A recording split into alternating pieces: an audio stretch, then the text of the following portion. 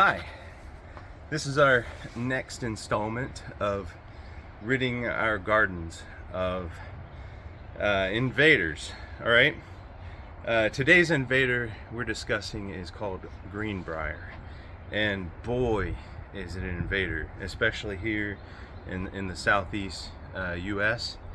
I'm going to show you what it looks like here, but it's a vine, all right?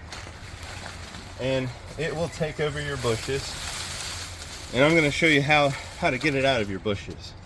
I'm going to tell you it's not easy. You're going to be on your knees, but you got to get rid of it entirely. You got to be able to pull the tubers up, and the tubers often, here we've got an example. They often start growing under your bushes, and what a lot of people do is they'll just keep cutting them off right here at the top and pulling it out, but these tubers continue to grow under your bushes and eventually crowd out the roots of your bushes and kill the bush. So if you want to maintain a good healthy bush, you're going to have to extract them properly. Now you may be wondering, how do these get in my bush? And what happens here is birds and things of that and other animals use bushes for protection from predators, and they fly in here and they fly from bush to bush, and they will actually eat the berries of this plant, the Greenbrier plant, and they'll leave their deposits in the bush, and as you can see, this is the fruit. So you'll need some tools to help you extract these. They're not very easy to extract. They have very strong binding roots that come out of these tubers, and each one of them takes probably, depending on the size of the tuber, probably anywhere from 4 to 6 pounds of force to break. All right, now if that tuber has 20 of those across it, it takes a lot of force. All right, so some equipment you're going to need. This type of hoe is probably one of the most indispensable tools for getting rid of these tubers, but you got to be able to expose them and get around behind them and get this hooked behind them. Now it's okay to take them out piece by piece, because it can help basically get tubers that are deeper or further back out by taking it out piece by piece. But the number one thing is you got to have a good set of gloves so that you can feel around where the other pieces are, because if you leave any of them, they're going to be coming back, and they might just grow back if you don't. All right, you're going to need a rake, and basically what this is going to do is you want to move the mulch back as we've done here and expose kind of the ground right over here, and expose the ground so that we can get to those tubers under the bushes. You're going to want your Racker's crowbar. Now the reason why this is good is because sometimes this doesn't have enough force, but we can get this in once we worked it a little bit with that. All right, we don't want to tear them up, we want to get in behind them, so don't try and stab it in and pull it out. It'll just tear the thing apart. You're going to want a pair of clippers sometimes. This is optional, but sometimes you need to clip around the base of the bush or the tree or whatever you're trying to maintenance here, to get in there up underneath the bush and get what you want. Sometimes there's a lot of other weeds in there, so a good pair of clippers is good. And some flat steel piece, dull. You don't want to use a good wood chisel or something like that. It can be a good straight crowbar to get in there and kind of do some prying or digging with the corner to kind of expose. I use this to expose the back sides of these tubers before we got here, so that I can show you how to do it. So basically what I did, now when you're doing this, you want to kind of go radially with the tree. Don't try and cut across, because you'll damage the roots of the bush. You see we've got some exposed roots here, and I kind of don't want to damage it, but basically I come along here and I try and expose up underneath the tuber, see how deep it goes, and around the edges, and move good roots out of the way so that I know where I can get around this tuber. All right, so we're going to try and pull this tuber out now, And I think a good place to start would be this deeper one over here on this side, because it's because I think if I get this one out, and the same thing applies here, if you take it and you wiggle it a little bit, it'll give you an idea of how big that tuber is and how far it goes. This one doesn't go far, but it'll open up some room underneath this one so that I can get to this one next. So we're gonna get our hoe back behind this one. Once I get this rock out right here, you can feel that there's a spot up underneath. Let's see here. I'm trying to figure out how I can get back behind it.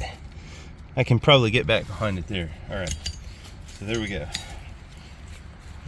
Let's get our hoe here, and basically what you want to do is you want it to roll out. All right, so we get back behind it, and we can use our full body weight now to pull it out versus fingers.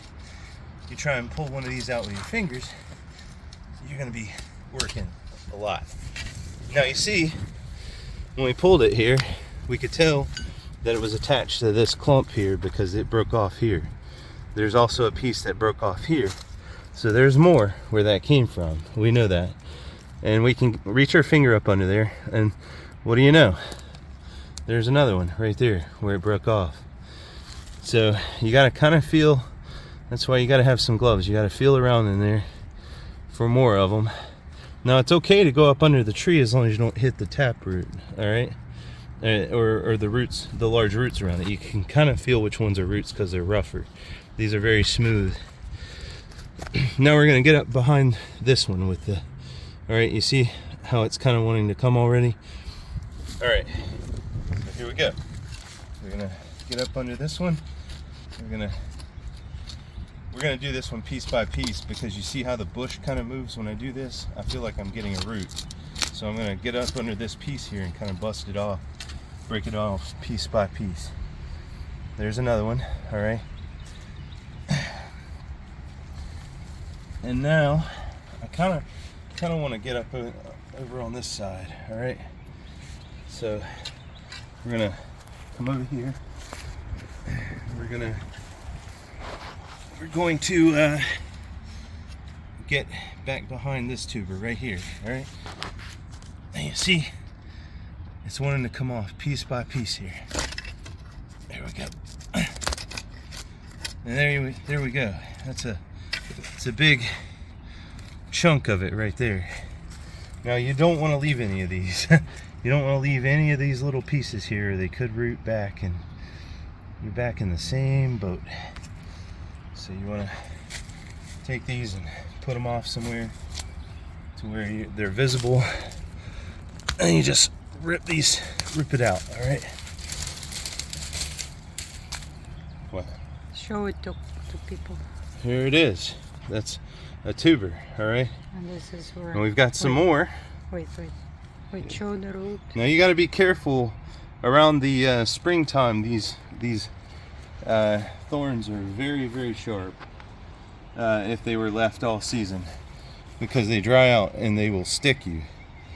So sometimes it's better to cut them off up here, but I'm keeping it like this so you can see. And here's a close-up of what the leaves look like, all right?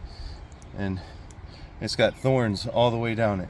That's why it's called Greenbrier, all right? So we got some more in here. There's another piece. Now you want to kind of feel around. Now this one is in there good. All right, this one's in there good. Oh man, that's gonna be a tough one. Let's see if we got any more in there. Oh yeah, we got another one right in there too. All right, so this is where our racker's this little guy is gonna come in place. So we want to kind of separate our bush from this tree. So in this case, we've opened up some spots. We've opened up some area up underneath this tuber to kind of break it off. All right, so up underneath. So if we dig out underneath a little bit, then what we can do is we can use that to push these tubers out. All right, and kind of let's get let's get our hook around it right here. All right, kind of break it off piece by piece here. There we go. Come on. Oh no. All right, got it. So there's another vine here. Like I said, sometimes it's better just to cut them off here before you start working on them, because you're gonna get eviscerated by all these spines if you're not careful. The only reason I didn't cut them is because they're deep in the bush and I'm not gonna come in contact with them, because I'm working kind of under the bush right now. All right, so this is a tuber that's kind of worked its way in between some stuff.